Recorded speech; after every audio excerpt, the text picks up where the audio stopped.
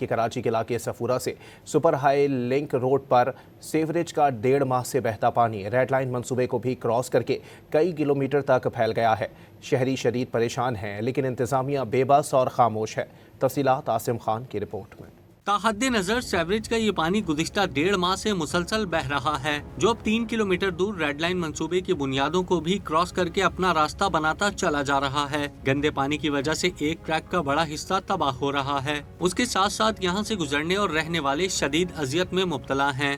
سر یہ تقریباً 1 مہینہ ہو گیا ہے، ہم لوگوں نے گورنمنٹ سے بھی اپروچ کی ہے، پھر بھی کوئی رسپانس نہیں دیا ہے۔ ٹاؤن والوں سے بھی اپروچ کی ہے، واٹر اینڈ سیوریج والوں کو بھی بولا ہے، لیکن کوئی کہیں سے بھی رسپانس نہیں آ رہا ہے۔ یہ اسی طرح پانی ہمارے آفس میں جا رہا ہے اسٹوڈنٹس کا آنے جانے کے لیے۔ مثلا یہ تو آپ یہاں دیکھ رہے ہیں پانی ہمارا مین گیٹ آگے سے، وہاں سے آپ آئیں گے تو یہاں چوراہے پہ آپ دیکھیں گے کہ اتنا پانی ہے، اتنا۔ اس ماحول میں کس طریقے سے آئیں گے؟ ابھی حالانکہ ان لوگوں کے کلاسز شروع ہونی چاہیے، لیکن ابھی تک اس گندے پانی کی وجہ سے، واٹر بورڈ کی نااہلی کی وجہ سے ابھی ان لوگوں کی کلاسز بھی نہیں ہو رہی۔ ہو سکتا ہے مزید اور 2 مہینے بعد میں ان کی کلاسیں شروع ہوں، اس میں بچوں کی تعلیم کافی ڈسٹرب ہوگی۔ چیئرمین سفورہ ٹاؤن راشد خاص خیلی بھی سیوریج نظام کی درستگی کے لیے بے بس نظر آئے۔ ان کا موقف ہے کہ سوسائٹی کی سیوریج لائن بیٹھ گئی ہے، جس کی تبدیلی کے لیے واٹر اینڈ سیوریج بورڈ کے بعد اب وزیر بلدیات سے بھی کہا گیا ہے جلد کام شروع کر دیا جائے گا۔